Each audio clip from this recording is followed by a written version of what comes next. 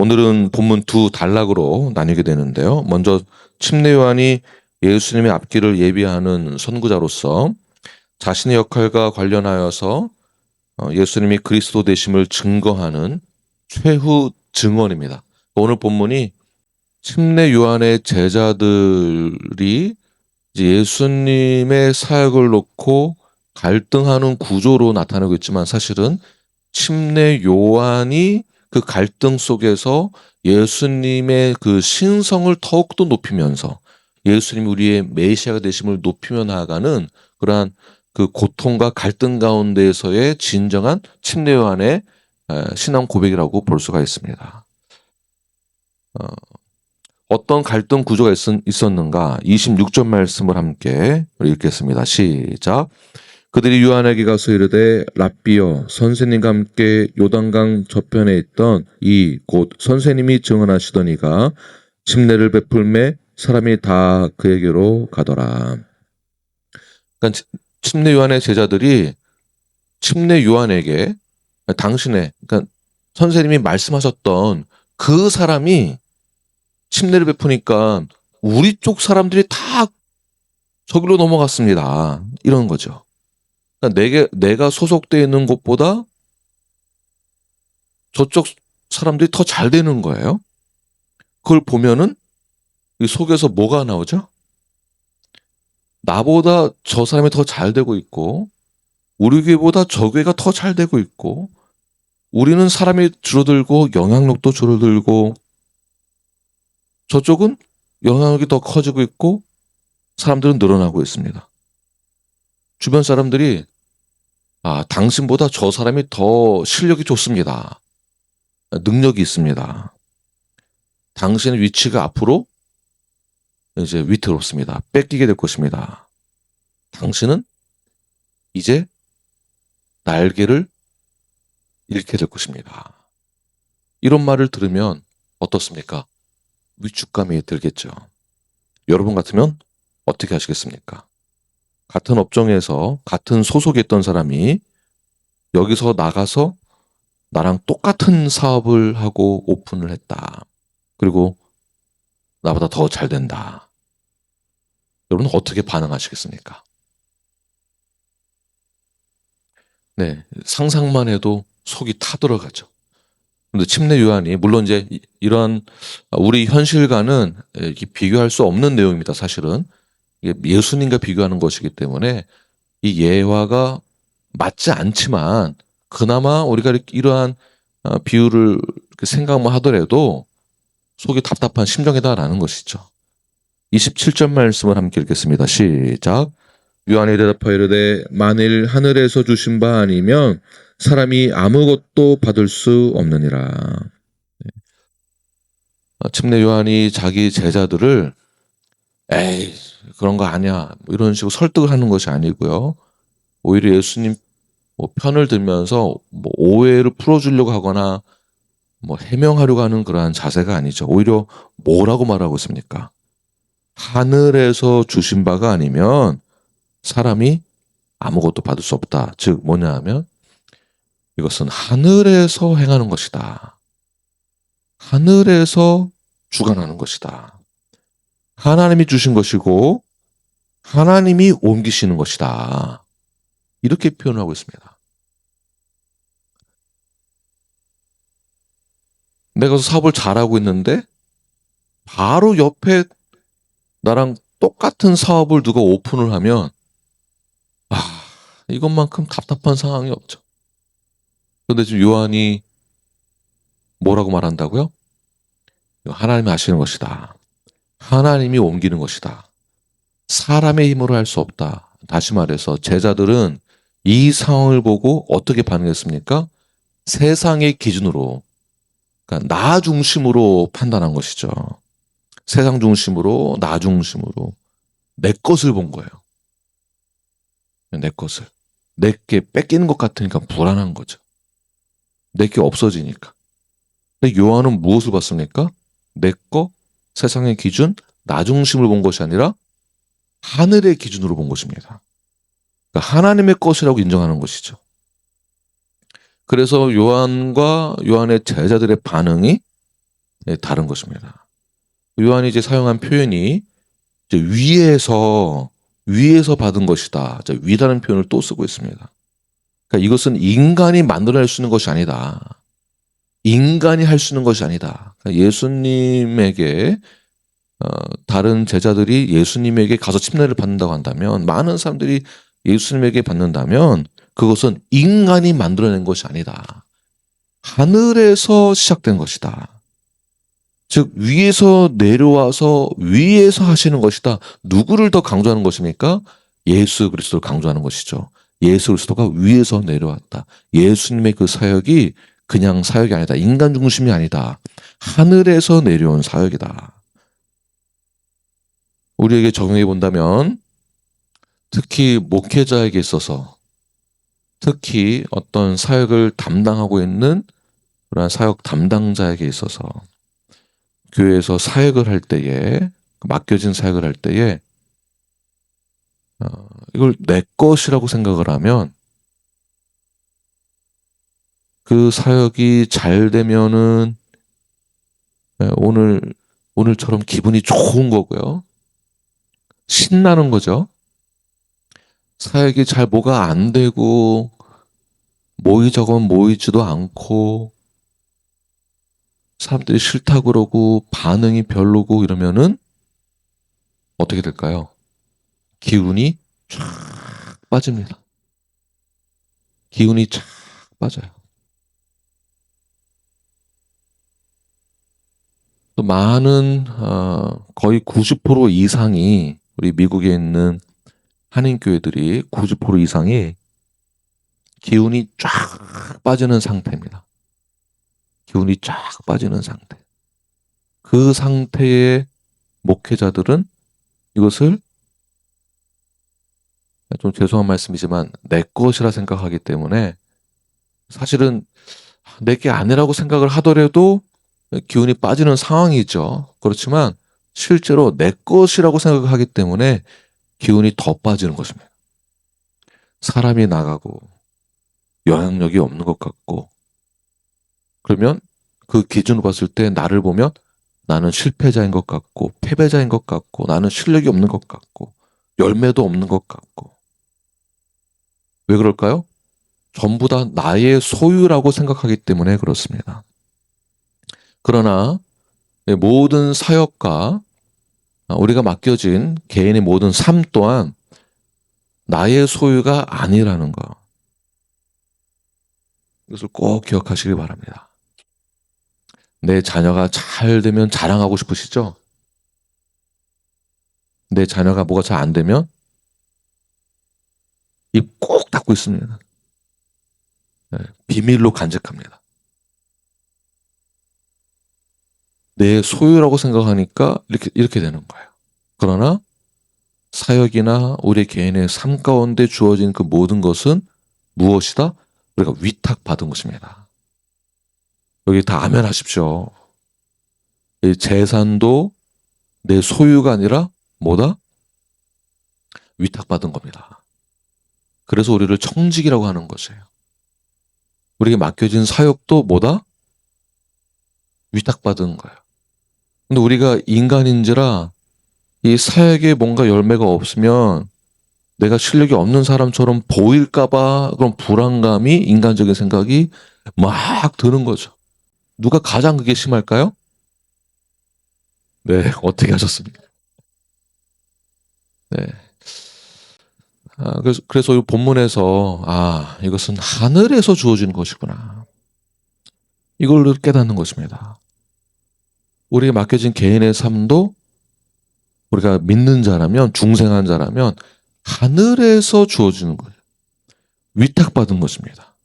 그러니까 내 소유가 아니라는 것에 대해서 여러분들이 철저하게 고백하시길 바랍니다. 누구처럼요? 침례 요한처럼. 제자들은 내 소유라 생각하니까 불안해하고 비교하게 되고, 저기는 잘 되고 그러니까 나는 안 되고, 그러면 위기감이 들고 위축되는 것이죠. 근데 침례 요한은 오히려 불안해하거나 위축감이 아니라 그거 사람이 할 수 있는 게 아니야. 하늘에서 하는 것이다. 오히려 마음 가운데 뭐가 있을까요? 네, 평안이고요. 더 나아가서 확신이 생깁니다. 하나님이 하시는 거구나. 그러니까 비교의 대상도 없는 것입니다. 어떻게 하나님하고 비교를 할 수 있겠습니까? 하늘의 것이랑 나랑 어떻게 비교가 되겠습니까? 비교도 안 되고요. 이걸 어떠한 비유로 할 수도 없는 거예요. 그러니까 누가 더 잘 된다라고 해서 아이고 배 하면서 그 배 아픔을 표시내지도 마시고 그럴 것도 없습니다. 내 소유가 아니라는 것. 모두 다 하늘에서 허락한 것이다. 그러므로 나의 삶의 주인이 누구인가? 예수님이다로 간다면 우리는 이 세상에서 비교하는 것, 비교 때문에 당하는 위축감이나 위기의식이나 기타 등등이 우리에게는 세상에서는 그러한 위기감을 갖지만 우리에게는 해당 사항이 없는 것입니다. 여기에 자유함이 있는 거야. 얼마나 자유함이 있습니까? 이 모든 소유가 많고 적음에 따라 기쁘고 즐겁고 절망이 아니라 기쁨이 있어야 되는 것입니다. 근데 저도 이제 한국에서 자랐고 또 강남에서 자랐습니다. 그러니까 어릴 때부터 비교를 많이 당해가지고 저 개인적으로 이렇게 별로 티가 안 날 수 있겠지만 이제 가리고 있는 건데 저도 감추고 있는 건데 물론 저에게도 이제 많은 성숙함과 그 안에서 자유함과 기쁨과 감사가 있기 때문에 많이 회복된 거이긴 하지만 그래도 저 안에 여전히 비교와 경쟁 의식과 위기 의식이 당연히 저에게도 있습니다. 이렇게 하다가 우리 교회 앞으로 미래가 없는 거 아닌가라는 생각을 제가 왜 안 하겠습니까? 조급함도 있고 인정받고 싶은 욕구도 당연히 있겠죠. 사역에 대한 좋은 열매가 계속 있기 원하는 마음이 저에게 왜 없겠습니까? 그러나 이 마음이 말씀 가운데 지배받지 못한다면 이 사적인 욕구와 세상적인 욕심이 더 자라게 되었습니다. 사욕이죠, 사욕.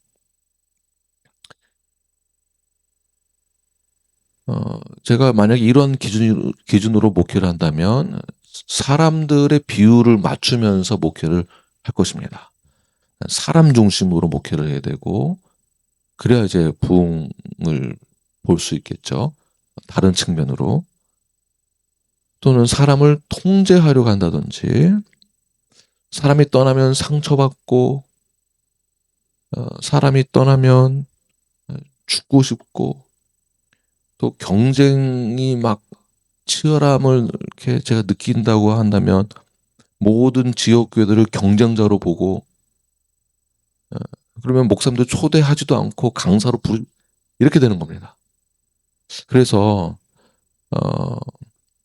우리는 이 세상을 살아갈 때 하늘에서 주어진 그 사명을 가지고 위탁받은 것에 대해서 최선을 다해 청지기로 살아가야 된다는 거. 주신 분도 하나님이시고 거두는 것도 하나님이십니다. 우리는 위탁받은 것에 대한 책임과 의무를 다 하기만 되는 것입니다. 여기에 영적인 자유함이 생기게 됩니다. 그러므로 여러분들에게 주어진 사명은 무엇입니까? 가정을 잘 돌보는 것이고요. 성경적으로. 가장으로서 그리고 남편으로서 아내로서 어머니로서 역할을 잘 감당하는 것. 아내는 남편을 대할 때 옆집 남편과 비교하지 마시고 남편은 아내를 대할 때 존경도 하고 그러나 성경에서는 사랑하는 거예요. 사랑하는. 그 사랑의 표현도 많이 하시고 다른 여성과 비교하지 마시고 또 아버지로서는 아버지의 역할을 잘 합니다. 돈만 벌어서 돈만 갖다 주는 아버지 역할이 아니라, 그래서 아버지는 자녀를 양육을 할 때 치리해야 될 경우엔 치리를 반드시 해야만 합니다. 아이고 이것만 하면 절대 안 됩니다. 애 망치는 겁니다. 오늘날 이 요즘 어머니들 보면 그냥 물론 저 때도 어른들이 저희들이 그런다고 그랬는데, 제가 지금 보니까 또 요즘 아이들이 또 그런 거. 이 말은 저희 다 똑같다는 얘기예요. 우리 부모님 세대나 지금이나 자녀들이 우상이 돼가지고 혹시라도 기분 나빠할까봐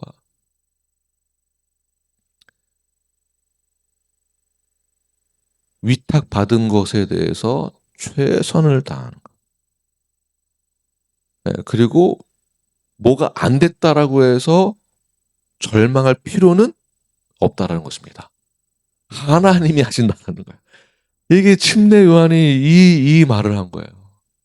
그 하늘에서 진행하는 거지, 주체하는 거지, 주관하는 거지, 그 인간이 뭐 한다고 되는 것은 아니다. 그래서 누가 더 잘 되면 내가 불편해하고, 내가 더 잘 되면 좋아하고, 이런 것이 아니라 나는 지금 무엇을 붙들고 있는가, 이게 더 중요한 것입니다. 제가 더 잘 되냐, 내가 더 잘 되냐, 경쟁과 비교의식이 아니라 지금 현재 나는 누구를 붙들고 있는가. 예수를 붙들고 하나님의 뜻을 붙들고 내가 위탁받은 것에 대한 의무와 책임을 다 하기만 하면 되는 것입니다. 나는 사람을 붙들고 있는가, 하나님을 붙들고 있는가, 나는 지금 이 자리를 붙들고 있는가, 나는 이곳에서 역사하시는 하나님의 뜻을 붙들고 있는가. 이것이 성숙한 신앙인이 되는 것입니다. 믿으십니까? 그래서 침례 요한이 그러한 이 가치관이 딱 있는 것이죠. 하늘의 것이다. 하늘의 것과 땅의 것을 정확하게 분별할 수 있었습니다. 그리고 예수님께서 행하시는 그 일들이 하나님이 우리를 향한 구원 계획의 한 부분이고, 그 말씀을 순종한 그 예수님이 우리의 메시아가 되심을 믿은 것이죠. 그러니까 이런 고백이 나오는 것입니다. 우리 3장 30절 말씀 시작. 그는 흥하여야 하겠고 나는 쇠하여야 하리라 하니라. 네, 보십시오. 이런 신앙 고백이 그냥 나오는 게 아니에요. 누가 나는 쇠하여야 된다, 누가 그렇습니까? 이 세상에서도 당신이 주인공입니다. 당신이 이 세상에서 주인공입니다. 이걸 강조할 때에 성경에서는 아니다, 나는 쇠하여야 된다. 이 고백이 세상과 완전 대립되는 고백이죠. 우리가 세상과 충돌을 할 수밖에 없습니다. 그렇습니다. 모든 영광은 내가 받는 것이 아니고 누가 받아야 하는 것일까요? 오직 예수 그리스도. 그래서 28절 말씀에서도 침례 요한은 내가 그리스도가 아니다, 이렇게 표현하고 있죠. 나는 그리스도가 아니요. 나는 주인공도 아니고 내가 주인도 아니고 오직 영원한 생명을 주시는 예수 그리스도가 우리의 삶의 주관자이시고 주인공이시고 주인이시다. 그가 바로 어떤 분이십니까? 31절 시작. 위로부터 오시는 이는 만물 위에 계시고 땅에서 난 이는 땅에 속하여 땅에 속한 것을 말하느니라. 하늘로부터 오시는 이는 만물 위에 계시나니. 자, 예수님은 어디에서 오신 분이시다? 하늘에서 오신 분이시다. 우리는 땅에서 존재하는 자다. 이 본질 자체가 다르다는 것이죠. 예수 그리스도는 오직 영광을 받으실 분이시고 우리는 아닌 거예요. 근데 우리는 얼마나 교만한지 내가 영광을 받기를 원해요. 내가 주목받기를 원해요. 내가 사랑받기를 원해요. 내가 인정받기를 원해요. 무엇을 통해서? 위탁받은 것을 통해서 내가 인정받기를 원한다는 거예요. 얼마나 이기적입니까? 인간이 그렇다는 것입니다. 그러니까 하늘에서 오시는 분과 땅에 존재하는 우리들과는 완전 존재가 다른 것입니다. 32절부터 35절까지 함께 읽겠습니다. 시작. 그가 친히 보고 들은 것을 증언하되 그의 증언을 받는 자가 없도다. 그의 증언을 받는 자는 하나님이 참되시다는 것을 인쳤느니라.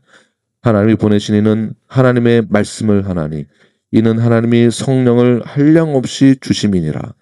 아버지께서 아들을 사랑하사 만물을 다 그의 손에 주셨으니. 자, 무엇을 말하고 있는 거냐면 예수님의 신성을 말하고 있는 것입니다.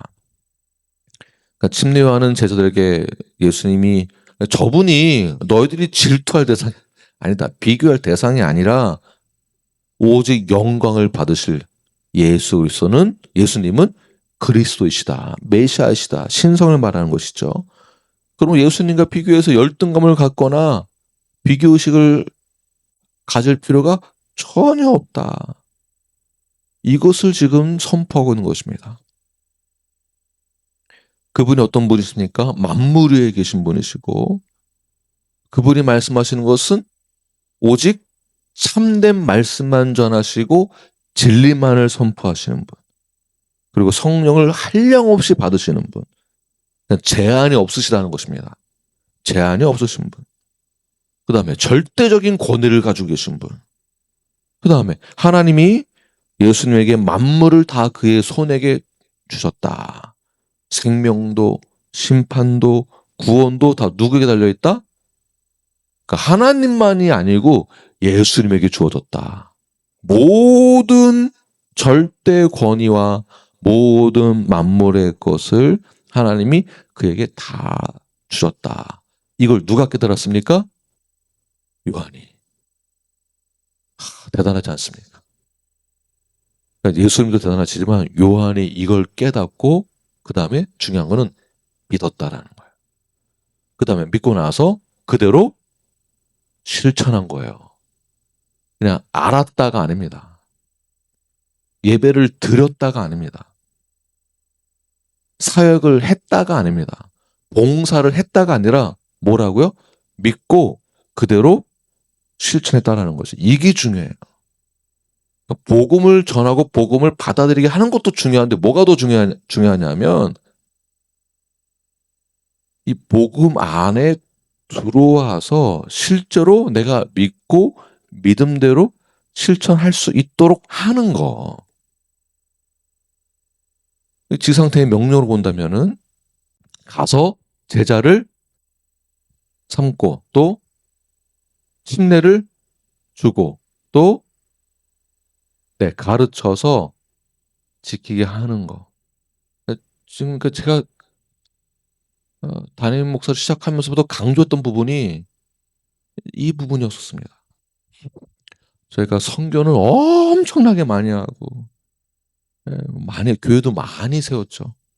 더 중요한 게 뭐냐 하면 사역을 해서 열매를 맺어내고 결과가 있고 막 이렇게 하는 건 나쁜 건 아니죠. 하는 건 좋은데 뭐가 더 중요한 거냐면 그러니까 어디까지 우리가 사역이 진행이 안 됐냐 하면 가르쳐서 지키게 하는 것까지가 오늘의 선교에서의 가장 큰 문제입니다.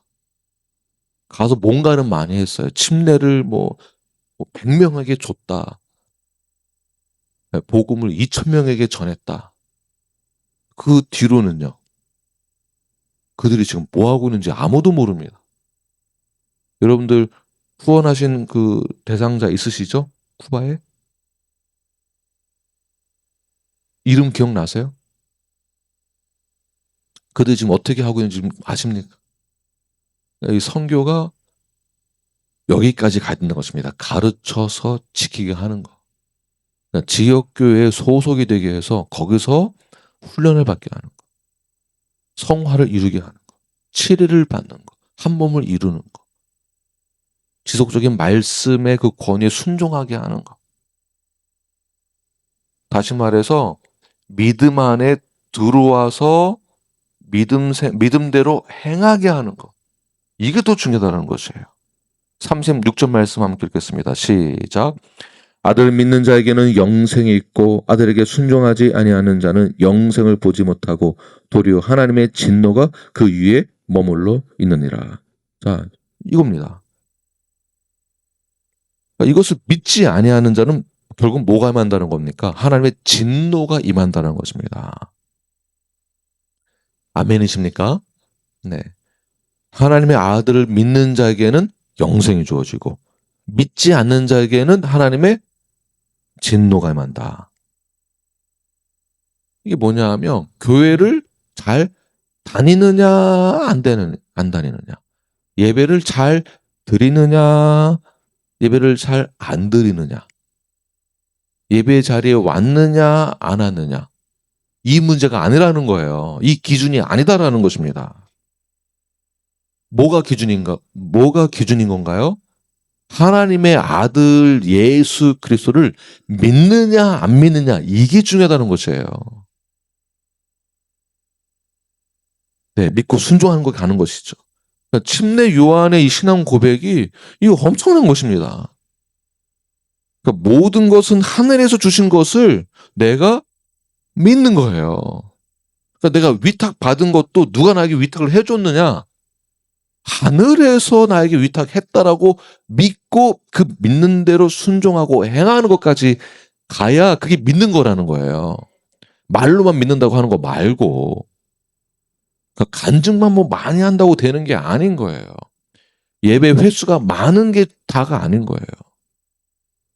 하늘에서 주지 않으면 사람도 받을 수 없는 것이고요. 그는 흥하고 나는 쇠하여지는 것. 이것도 믿는 것입니다. 이런 자들의, 이런 믿음을 갖고 있는 자들의 결말이 어떻게 되느냐. 이런 믿음을 갖고 있는 자들의 결말은 오직 하나님을 향한 갈망이 있습니다. 주를 향한 갈망. 그래서 오늘 찬양이 다 우리 신 목사님 찬양 선곡을 너무 잘하셨어요. 영원한 생명을 얻기 위해서 내가 노력해서 얻을 수 있는 것이 아니잖아요. 하늘에서 주어진 것이라고 믿을 때에 그 영원한 생명이 나에게 주어진다라고 확신을 갖게 되죠. 그리고 그런 확신을 갖고 있는 자들의 결말은 오직 예수밖에 없다는 것입니다.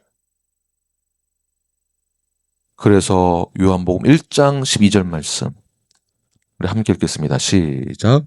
영접하는 자 곧 그 이름을 믿는 자들에게는 하나님의 자녀가 되는 권세를 주셨으니.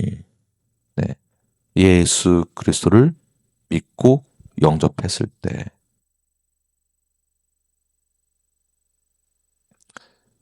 그러므로 우리의 신앙은 그냥 막연하게 종교 생활로 신앙생활을 한다라고 생각해서는 안 됩니다. 분명한 믿음이 있어야 되고요. 그 믿음의 대상에 대한 이해가 있어야만 신앙 고백이 나오는 것이죠. 우리 침례 요한이 고백했던 것처럼, 제자들에게 선포했던 것처럼 예수님은 만물의 주가 되십니다. 만물의 주가 나의 신랑이 되시고 우리 교회의 머리가 되시고 나의 삶의 주인이 되십니다. 이것을 믿고 행하는 자에게 영생이 주어지는 것입니다. 믿지 않는 자에게는 하나님의 진노가 임하게 됩니다. 그러므로 이 고백으로 그리고 믿음대로 살아내시고 실천하시고 순종하시는, 이제는 종교생활 그만하시고 주 앞에 온전하게 이 믿음대로 나아가시는 저 여러분이 되길 간절히 축원합니다. 기도하겠습니다.